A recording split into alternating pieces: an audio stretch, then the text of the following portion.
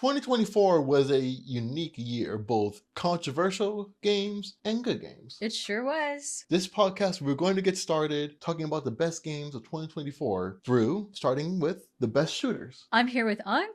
And I'm here with Otis. So, we can't not talk about the best shooter of the year, Call of Duty Black Ops 6. Absolutely, because it has features like Omni-Move, a really dynamic multiplayer experience along with a fascinating story. This game is post-Cold War, super fast mechanics, and a lot of fun maps in it too. Absolutely. While Black Ops 6 was amazing, it doesn't take away from our next. Oh, this is the shooting game that caused the most excitement and commotion this year. Helldivers 2 by Arrowhead. Helldivers 2 by Arrowhead is a unique story. The experience has made for some of the best fan engagement I have seen in a long time. Oh, fans were going crazy. One of my friends, Asian Wolf Zero, he pretty much begged me for a month every day. Like, can you get Helldivers 2? Can you get on Helldivers 2? He told me it was the most fun game he's ever played. It is incredible fun. There's so many hilarious moments within the community where a developer will say, hey, will you take this point?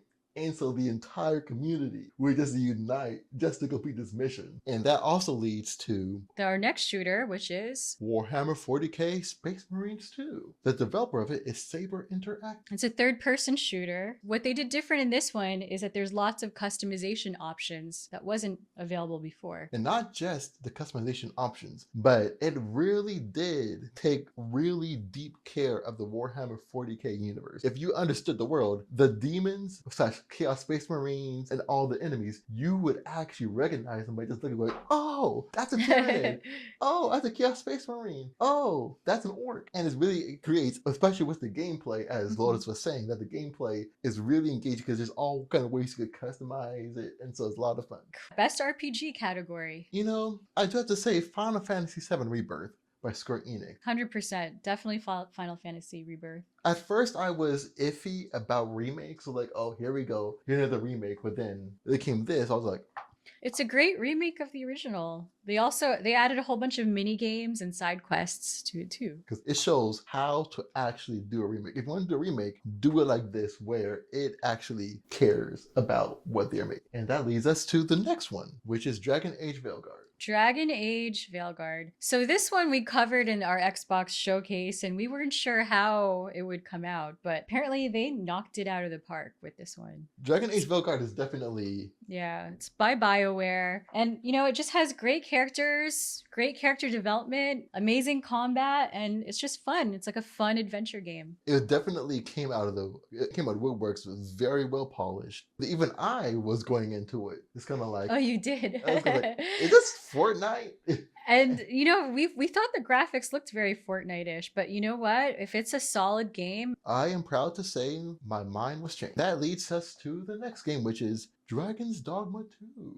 Dragon's Dogma 2 is by Capcom. It's this quirky, unique game with great combat. The way I would describe Dragon's Dogma 2 would be that take the original game like Dragon Age Inquisition, then add some unique spin to it, and that's what Dragon's Dogma 2. Oh, wow. It had like a perfect blend of mechanics that you, as a RPG fan, recognize, while still having its own, has wonderful characters. So overall, it was a great experience. Our next RPG game would be Metaphor by Atlas. Oh, yeah, and so I have a lot to say about Metaphor. Oh, great. And these are the same people that made Persona 3, 4, and 5 for those fans. It's a narrative turn-based game. And Atlas created this gorgeous fantasy world that you go through. Absolutely. And with Metaphor, what it really did is that they showed their lessons with the Persona games. And they really crafted a unique world with quirky characters that just really made you just love the story. It reminded me of why I love Persona 3 so much. Like, oh, these guys are wild. What's going on? I love it. Our next category is Best Action Adventure. And that would be one of the hottest games this year,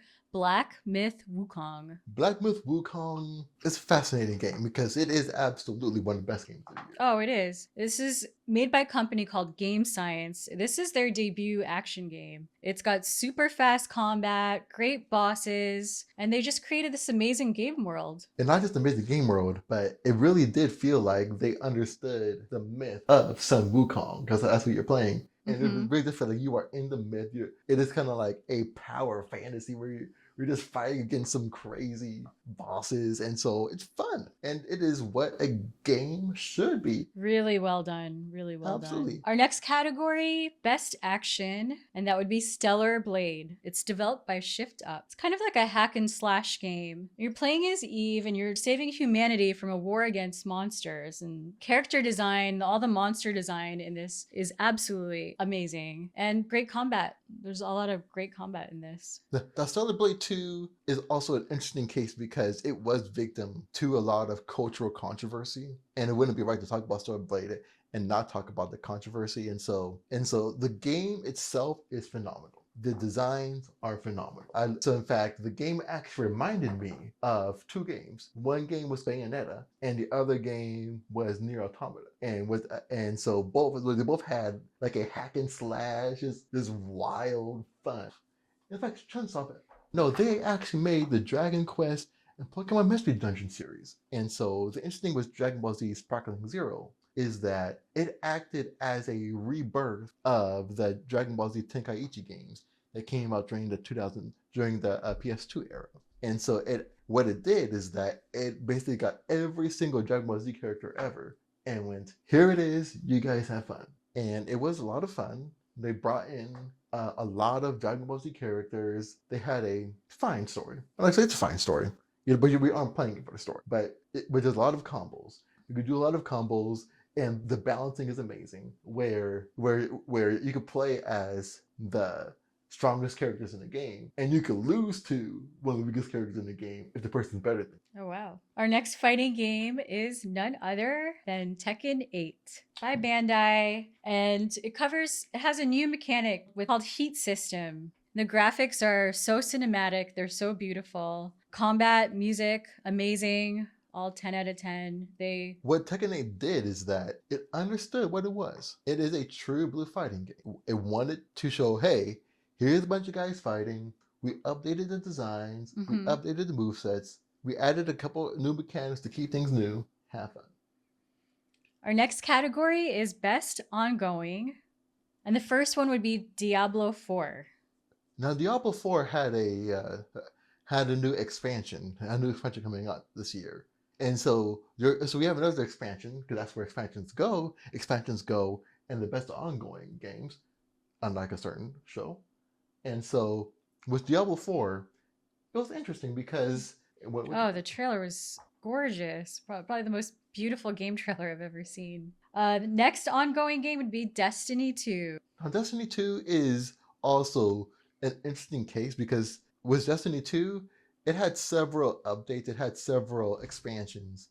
And so it really dived into the gameplay. It dived more into the gameplay. It added new skins, it added new features, and it also enhanced the balancing.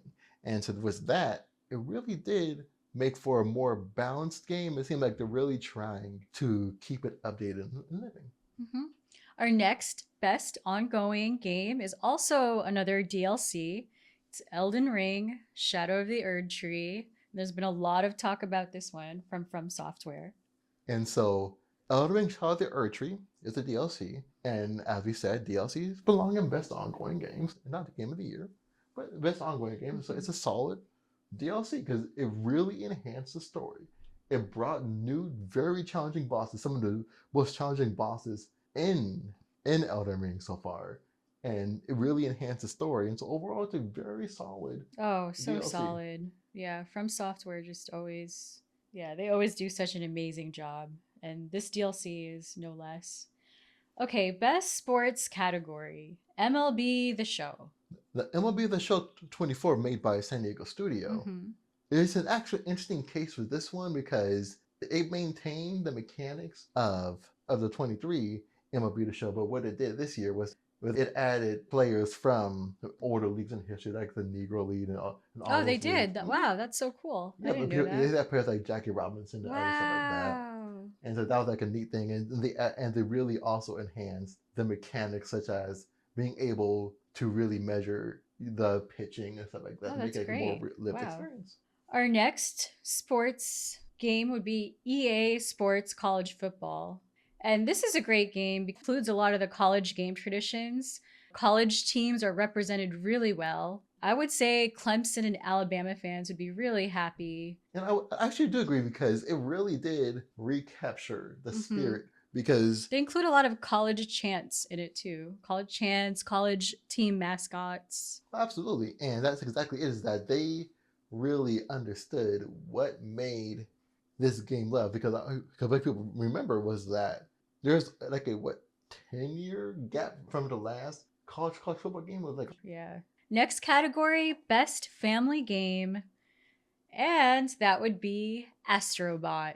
Astrobot made by Team Asobi along with Yeah. And Sony. I played, they had a small mini game for Astrobot when I first got my PlayStation 5, and I absolutely loved it. And I was wishing and hoping that they would make a full-length version, and they finally did. Sony just did a phenomenal job. So many people are raving about Astrobot. Because Astrobot is one of those games where even if it isn't your type of game, it's a little something for everyone. Hmm. It had a little flavor, like, hey, even if you don't like it, everybody, people you know might like it, so you kind of love it. Oh, absolutely. One of my friends, Mike's PT, he's 41st in the world at some of the speed runs in Astrobot, and he is just a phenomenal gamer as it is, whether it's creating levels or playing through gameplay. Absolutely. And so that takes us to Mario Party. It's another kid-friendly, family-friendly game. It's reminiscent of Nintendo 64 series with lots of customization options. And while it is family friendly, it still maintains the spirit of Mario Party by being a game that could end relationships because of how much you control people.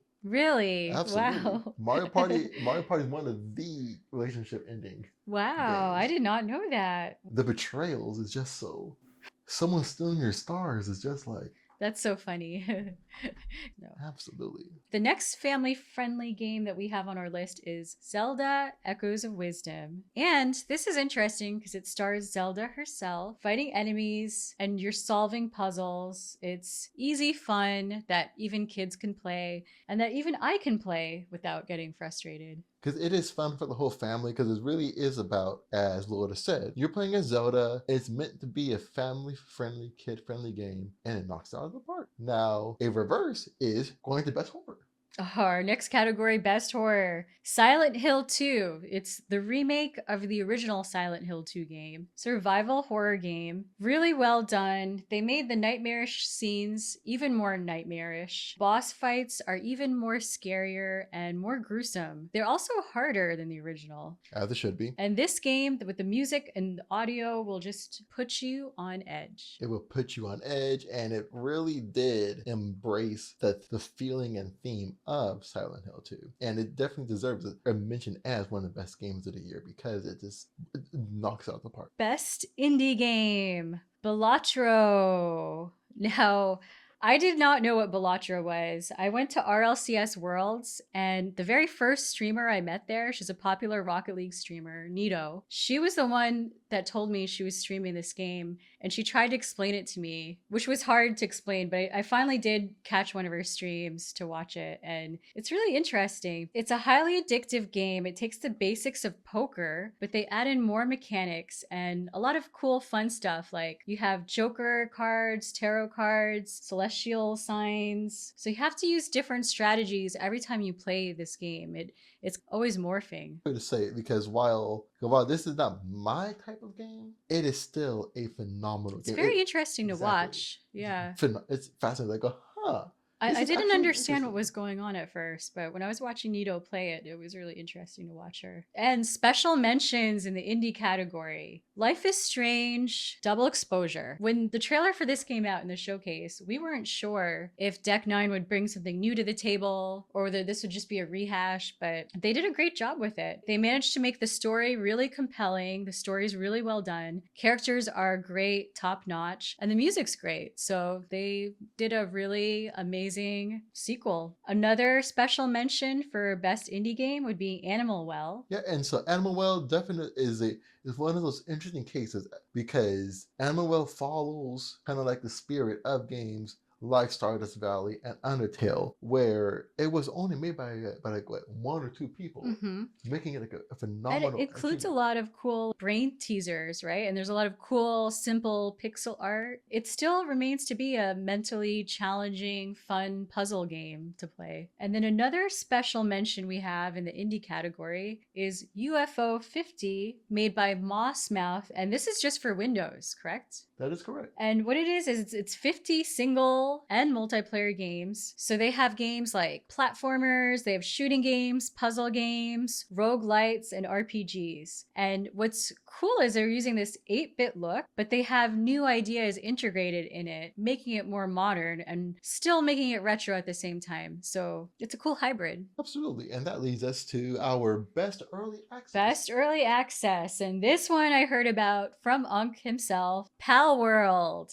Now, there's a lot to be said about Pal World. Yeah. So at the same time that Asian Wolf Zero was telling me to play Helldivers 2, Unk was on my other shoulder saying, no, Pal World, Pal World. And Pal World deserves everything. It is a phenomenal achievement. And the best part is that it is made by a indie developer. And so the biggest part of Pal World is that it takes the genres. It takes the genres and mechanics of games, of survival games like Ark and other types of games that genre, and infuses it with games like Shin Megami Tensei, which was actually before Pokemon, which allows you to capture monsters. And the reason why I say that in the first place is because right now, as people know, is that there is currently a lawsuit going on between Nintendo and Oh yeah, I heard about this. Yeah. Pal World and Nintendo. Oh yeah, and so what's going on is that there is a patent lawsuit going on between them. And so the biggest thing is Nintendo is accusing Pocket Pair of copying mechanics from Pokemon. And so one of the biggest counter arguments against that is that Pokemon didn't invent Monster Cat. Wow. It's actually been around for almost 10 years more. It's been around forever. Yeah. It's been around. Shin Megami Tensei did it. In fact, Pokemon stole concepts from Dragon Quest. So what would the repercussions be on this lawsuit if, let's say, Nintendo wins? So it's mixed. And so the funny part about the lawsuit is that the actual only repercussions on paper is that Nintendo wants $65,000. What? 65? Yes. $1,000? Yeah. Isn't that 10 cents for them? Yeah. It's like, what's the point? Yeah. And so, but the other stipulation was that Nintendo wanted the court. Pal World, I mean, is it a small indie company, right? Mm-hmm. Maybe that's why they're just doing the 65,000. They wanted to just shut down. They wanted to shut down. Is this their first game? So it was their second game. What was their first game? Do you remember? So the first game was a game called Craftopia. Okay. And so that came out like 2018, something like that. And so it had a similar monster capturing mechanics. Oh, interesting. Oh, yeah. And but so, Pal World, really. So best early access. We say this because this is only on Steam right now, right? Because this is only on Steam. Actually, now it's on Steam, Xbox, as of a few weeks ago, PlayStation. Oh, it's on PlayStation now. It is. I can finally play it. Yep. Awesome. Find out what Unk's raving about. Oh, absolutely. Because in fact, it was. Can I play cross-platform with you then? Maybe. If not, you're on PlayStation too, so not a big deal. Eventually, she will get onto the PC life. I'm on PC, but I don't love it yet. But yeah. Yet. All right, I think so. This is our list so far. I guess should we say our best game of the year picks? Yeah, absolutely. Let's do it. So my best game of the year picks, I would absolutely have to say that it would be between Black Myth Wukong, Space Marine 2, and Final Fantasy VII Rebirth. Okay, so mine are close. Mine would be Black Myth Wukong, Helldivers 2, and even though it's a DLC, I have to say Elden Ring, Shadow of the Erd Tree. Even though it's a DLC, it's so well done that it deserves some sort of credit, but it's not a full game. And so please leave in the comments what games you guys think are your top or favorite games of 2024. Definitely let us know what you think. Mm-hmm. And so please check us next time, as this is Byte Media. Please like and subscribe or give us a thumbs up or whatever if you like this video. And check out us for more videos. Yes. Till next